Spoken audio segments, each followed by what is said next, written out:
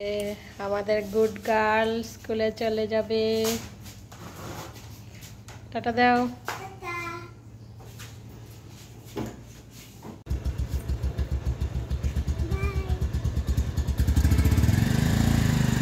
সুন্দর করে লিখবা। হ্যাঁ, আমি যাব।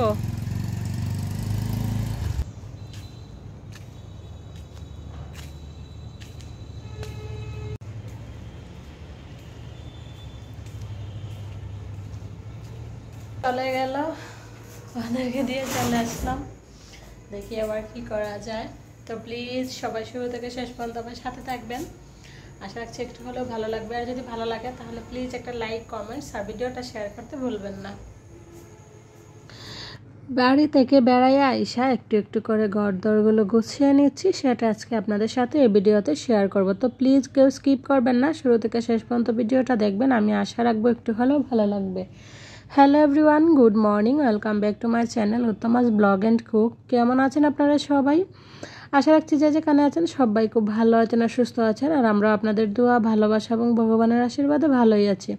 আজকে হচ্ছে 15ই সেপ্টেম্বর, রোজ মঙ্গলবার, আর এখন বাজে সকাল 8:30। তো এখন থেকে আমি ভিডিওটা শুরু করে দিচ্ছি। তো এই তো দেখেন টেবিলটা, আমি টেবিলের যে কাগজগুলো ছিল সেগুলো আমি তুলে নিছি আর কি। তো তুলে নেওয়ার একটা উদ্দেশ্য ছিল হচ্ছে টেবিলটা আমরা বিক্রি করতে চাচ্ছি। তো ওর বাবুর মোবাইলে ছবি প্লাস ভিডিও করে দিছি, যাতে আশেপাশে যারা আছে ওদেরকে যাতে দেখাইতে পারে। তো সেই জন্য কাগজগুলো তুলে নিচ্ছিলাম। তো কাগজগুলো তুলে নিয়ে ভিডিও টিডিও করে আবার কাগজগুলো বিছিয়ে নিচ্ছি, টেবিলের কভারগুলো আর কি। তো এইটা আমি রেখে দিব। আর উপরে যে ওয়াটার কালার এক্সিনটা ছিল সেটা এখন বিছাবো না, সেটা ধুয়ে দিলে তারপর হচ্ছে বিছাবো। তো সেই জন্য আমি টেবিলের এই কাগজটা বিছিয়ে দিয়ে আবার এক এক করে টেবিলে যে জিনিসপত্রগুলো ছিল সেগুলো এক এক করে নিয়ে যাব। তো ভিডিও শুরুতেই প্রিয় বন্ধুদের কাছে একটা রিকোয়েস্ট করে নিব। আমি জানি না আপনারা কে বা কারা আমার এই ভিডিওটা দেখতেছেন, আদৌ দেখবেন কি না। তবে আপনারা যারা আমার এই ভিডিওটা দেখতেছেন কিংবা দেখবেন, আপনাদের সবার কাছে আমার আন্তরিক রিকোয়েস্ট রইল, প্লিজ কেউ ভিডিওটা স্কিপ করবেন না, শুরু থেকে শেষ পর্যন্ত একটু ধৈর্য সহকারে দেখবেন। আর এভাবে দেখতে দেখতে আমাকে ভালো লেগে যাবে, আর সেই ভালো লাগা থেকে ভালোবাসাও হয়ে যাবে। তো আমি আশা রাখতেছি তখন আপনারা সবাই আমাকে ফুল সাপোর্ট করবেন, আমার ভিডিওগুলো দেখবেন, লাইক করবেন, কমেন্টস করবেন, শেয়ার করবেন। আর আমার এই ভিডিওগুলো যদি কেউ দেখতে চান, আপনাদের কাছে যদি ভালো লাগে, প্রত্যেকদিন দেখতে চাইলে আমার চ্যানেলটাকে সাবস্ক্রাইব করে রাখবেন, পাশে থাকা বেল বাটনটি অল অপশন করে দিবেন, যাতে ভিডিও দিয়ে মাত্র নোটিফিকেশান পৌঁছে যায় আপনার কাছে, আপনি আপনার সময় সুযোগ অনুযায়ী ভিডিওটা দেখে নিতে পারেন। তো সকালে অনেক কাজকর্ম করে তারপর সৃষ্টি স্কুলে চলে গেছিলাম, ওকে নিয়ে চলে আসলাম। আয়সা দেখি মা এদিকে দেখলে নেই আর্টিফিশিয়াল ফুলগুলো সব ধুইয়া দিছে। আমি স্কুল থেকে আয়সা দেখি মা এগুলো ধুইয়া দিছে। তো তারপর স্কুল থেকে আয়সা ফ্রেশ ট্রেশ হইয়া ওদেরকে খাওয়াইলাম।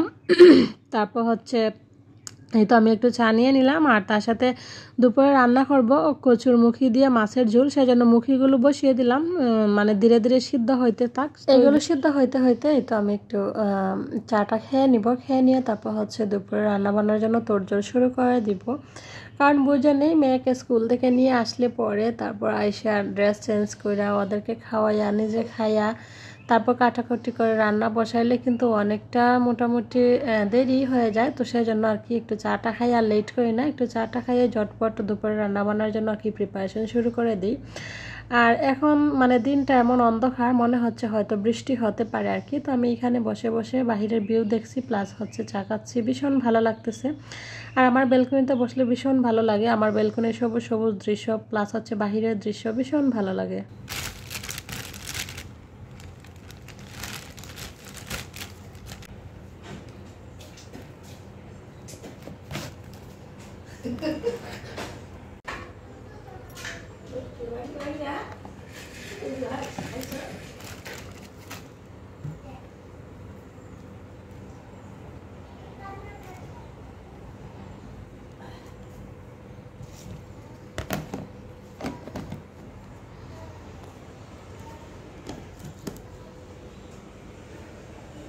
স্কুল থেকে আসার সময় একটা ব্রেড নিয়ে আসছিলাম, কারণ হচ্ছে ব্রেড তো ওরা দুই বোন খুব পছন্দ করে, আর আমরা চা দিয়ে খেলে বেশ ভালোই লাগে। তো সেজন্য ব্রেডটা আইনা আগে আমি একটা বক্সে রেখে দিলাম। তারপর হচ্ছে এখন দুপুরে রান্নাবান্নার জন্য কাটাকুটিগুলো করে নিচ্ছি।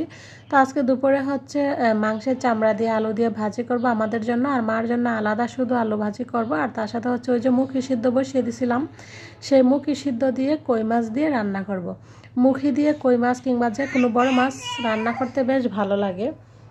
তো এই তো কাটাকুটিগুলো সেরে নিচ্ছি, আলু কেটে নিচ্ছি, তার সাথে কয়টা পেঁয়াজ রসুন নিয়ে নিলাম, কারণ মাংসের চামড়া দিয়ে যেহেতু আলুগুলো ভাজি করব, একটু পেঁয়াজ বাটা, রসুন বাটা, আদা বাটা দিব। এগুলো দিয়ে ভাজি করলে একদম মাংসের মতো লাগে আর কি, খুব ভালো লাগে। আমি সবসময় এরকমভাবেই করে থাকি। তো বন্ধুরা, এই যে দেখুন কাটাকাটি হয়ে গেছে। এখানে আলু 2 ভাগে রাখছি। এটি হচ্ছে মাংসের চামড়া দিয়ে ভাজি করব আমাদের জন্য, আর মা যেহেতু মাংসের চামড়া খাবে না, মার জন্য শুধু আলু ভাজি করব। এখানে রসুন আদা কাইটে রাখছি, যে পেঁয়াজও আছে। তো চলেন রান্নাবান্নাগুলো গিয়ে এবার শুরু করে দেই। অনেকটাই বেলা হয়ে গেছে, প্রায় 12:30 বেজে গেছে। দেখেন দুপুরে রান্নাবান্না, এখানে মাছের ঝোল হয়ে আসছে। এখানে মাত্র ভাতগুলো বসাই দিছি, আর এখানে মাছের ঝোল মোটামুটি হয়ে গেছে। এবার মাছগুলো দিয়ে দিব, আর তার আগে আমি মার জন্য আলু ভাজা করে নিছি।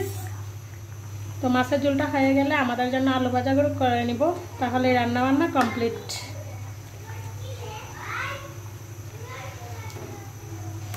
কই মাছ দিয়ে ওই যে মুখিগুলো সিদ্ধ করছিলাম, মুখিগুলো দিয়ে ঝোল। কই মাছ দিয়ে মুখি দিয়ে ভালো লাগে ঝোল। হোক এদিকে, এখানে তো ভাত হচ্ছে।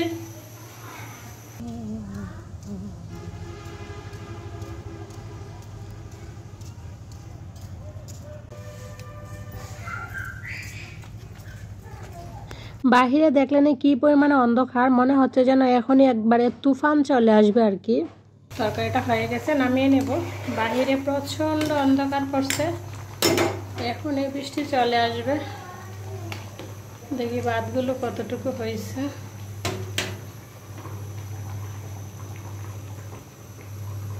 হয় নাই, আর একটু হবে। এটা কি অন্ধকার করছে, যার কারণে রুমের ভিতরে কিছুই দেখা যাইতেছে না। দেখেন এই দিকটা দিয়ে এত পরিমাণে শ্বাস করছে, দেখেন কিছুই দেখা যাইতেছে না, প্রচন্ড পরিমাণে অন্ধকার। তো এই তো লাইটটা জ্বালিয়ে নিলাম, কিছুই দেখা যাইতেছে না, এত পরিমাণে অন্ধকার করছে।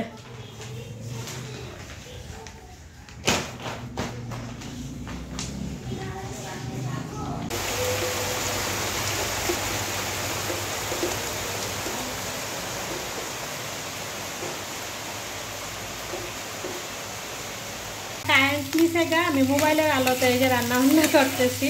বাহিরে প্রচণ্ড পরিমাণে বৃষ্টি হচ্ছে, দেখলে নেই তো, সেই কারণে কারেন্ট নিয়ে গেছে। কখনো নেয় না, আজকে হয়তো একটু সমস্যা হয়েছে।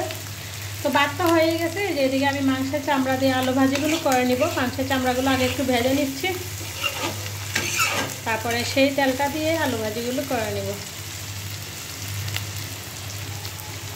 যেই কথা সেই কাজ, দেখলেন কি পরিমাণে বৃষ্টি শুরু হয়েছে। এখন তো একটু কম মনে হচ্ছে, যখন আমি আপনাদেরকে দেখাইছিলাম যে কী পরিমাণে অন্ধকার, এর একটু পরেই এত পরিমাণে বৃষ্টি নামছে, একবারে ঝুম বৃষ্টি। আর কী পরিমাণে বাতাস ছিল, আমার ডাইনিং রুমটা একবারে বৃষ্টি এতে ভিজে গেছিলো আর কি পানিতে। তো এখন একটু বৃষ্টির পরিমাণটা কমছে আগে থেকে। তবে বৃষ্টি হওয়াতে দেখেন গাছপালাগুলো একদম সতেজ হয়ে যায়, ভীষণ ভালো লাগে। গাছপালাগুলো যেন একদম নতুন করে প্রাণ ফিরে পায়। গাছপালাগুলো দেখতে খুব ভাল লাগে, যেহেতু গাছের যে ময়লা টয়লা থাকে আর কি, সেগুলো বৃষ্টিতে ধুয়ে নিয়ে যায়, তখন গাছগুলো দেখতে একদম সতেজ আর খুব স্নিগ্ধ লাগে। আমি অনেক সময় দাঁড়ায় দাঁড়ায় এইগুলোই দেখলাম আর কি, বেলকনিতে দাঁড়ায় দাঁড়ায়। আলু ভাজা হয়ে গেছে, আবার নামিয়ে নেব। রান্নাবান্না কমপ্লিট, আলু ভাজাটা নামিয়ে তারপর রান্নাঘরটা সুন্দর করে ক্লিন করে নেব। রান্নাবান্না কমপ্লিট, এবার চলে আসলাম ডাইনিং টেবিলে। তো টেবিলের যে উপরে কভারটা সেটা একটু মুছে নিব, কারণ উপরে যেহেতু সাদা রেক্সিনটা বিছাই নাই আর কি, তো এখন ওয়াটার কালার রেক্সিনটা বিছিয়ে নিব, সেজন্য একটু মুছে নিচ্ছি। তো মুছে নিয়ে ওয়াটার কালার রেক্সিনটা বিছিয়ে তারপর হচ্ছে দুপুরে যে রান্নাবান্নাগুলো করছি, তরকারি সব টেবিলে এনে রেখে দিব, তরকারি লেবু টেবু যা আছে সব কিছু। আর এই কভারটার উপরে ওয়াটার কালার রেক্সিন বিছিয়ে রাখলে যে কোনো কভার অনেক দিন যায়, ভালো থাকে। আর না হলে দেখা যায় মাঝে মধ্যে যেহেতু আমরা খাবার খাই, অনেক সময় তরকারির ঝোল টুল পড়তেই পারে, তো পড়লে দেখা যায় যে একদম সরাসরি কভারটাতে দাগ বসে। তো কভারটা যাতে একটু সেফ থাকে, সেজন্য উপরে এরকম ওয়াটার কালার রেক্সিন দিলে অনেকটা ভালো হয়। তো আমি যেহেতু উপরে এরকম ওয়াটার কালার রেক্সিনটা বিছিয়ে রাখি, সেজন্য আমার কভারটাতে কোনো এফেক্ট পড়ে না, কোনো দাগ টাগ থাকে না। যা পরে উপরে এই যে সাদা কালারের রেক্সিনটাতে তো সেটা ধুয়ে দিলে আসলে হয়ে যায়। আর না হলে ওই যে টেবিলের যে কভারগুলো এগুলো যেহেতু একটু গ্লিটারের মতো আর কি, তো ধুইলে তো উঠে যাবে সব কিছু। তো সেই জন্য আমি ওয়াটার কালার রেক্সিনগুলো বিছিয়ে রাখি। তো টেবিলটা গুছিয়ে নিয়ে এবার রান্নাবান্না যা যা করছিলাম সব কিছু টেবিলে এনে সাজিয়ে রাখবো। সাজিয়ে রেখে তারপর রান্নার রুমটা ক্লিন করে নিব। রান্নার রুম ক্লিন করে তারপর ফ্রেশ ট্রেশ হয়ে বসে থাকবো।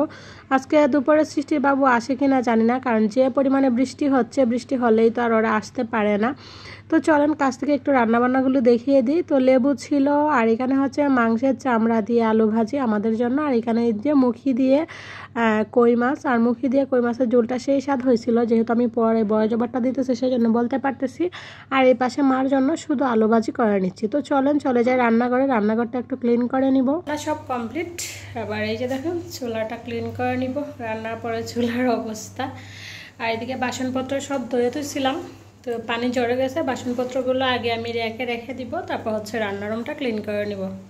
রান্নাঘরটা ক্লিন করার আগে ওই যে বাসনপত্রগুলো ধোয়া ছিল সেগুলো আমি রেখে দিব, রেখে দিয়ে তারপর হচ্ছে রান্নাঘরটা ক্লিন করে নিব। তো অনেকক্ষণ আগেই ধুয়ে টুয়ে রাখছিলাম, পানি সুন্দর করে ঝরে গেছে, পানি শুকিয়ে গেছে। আবার এক এক করে জায়গায় জায়গায় রেখে দিয়ে তারপর হচ্ছে ঝটপট করে রান্নাঘরটা একটু ক্লিন করে নিব। ক্লিন করে নিয়ে ফ্রেশ ট্রেশ হয়ে চলে আসবো। আর ভিডিওর এই পর্যায়ে আবারও আমি আপনাদের কাছে রিকোয়েস্ট করে নিচ্ছি, আমি জানি না আপনারা ভিডিওটা আদৌ দেখতেছেন কি না, আমি জানি দেখবেন না, কারণ 1 মিনিটও কেউ ভিডিও দেখেন না। ভিডিওর ডিউরেশন বড় জোর 30 সেকেন্ড থাকে, এর উপরে একটাও থাকে না। যাই হোক কী করবো, ওই যে বলে না ভাগ্য খারাপ হলে যা হয় সেটাই আর কি।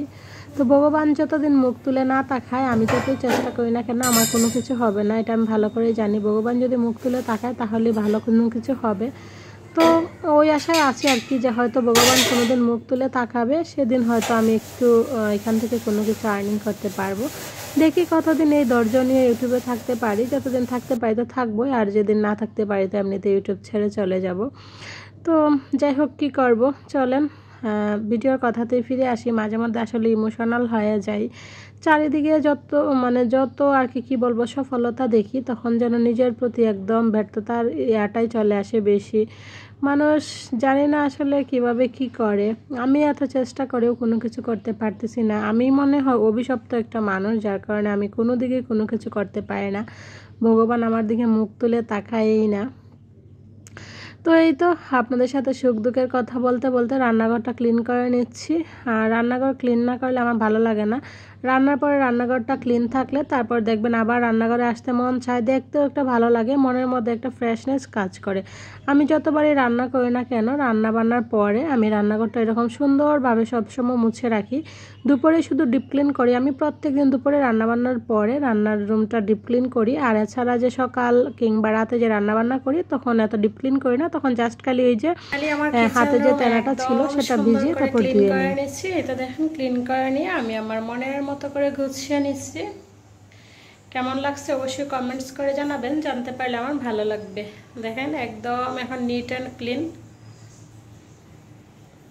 আর রান্নাবান্নার পরে সবসময় আমি এরকম নিট অ্যান্ড ক্লিন রাখতেই পছন্দ করি। তো চলেন দেখতে দেখতে ভিডিও শেষ পর্যায়ে চলে আসছি, চলেন ভিডিওটা এখানেই শেষ করি। সবাই ভালো থাকবেন, সুস্থ থাকবেন, বাই বাই।